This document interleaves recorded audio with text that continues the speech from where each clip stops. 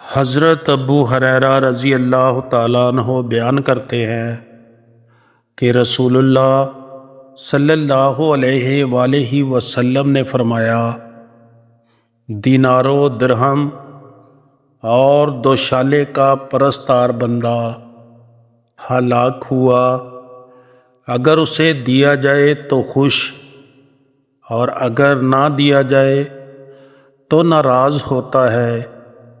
وہ ہلاک ہوا اور ذلیل ہوا، جب اسے کانٹا چبھے تو وہ نکالا نہ جائے۔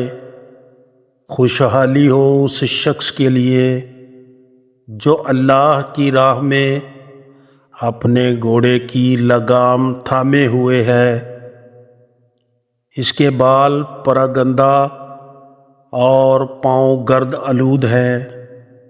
اگر وہ پہرے پر مامور ہے تو وہ پہرے پر ڈٹا ہوا ہے، اور اگر لشکر کے آخری دستے میں ہے تو وہ وہاں بھی ڈٹا ہوا ہے۔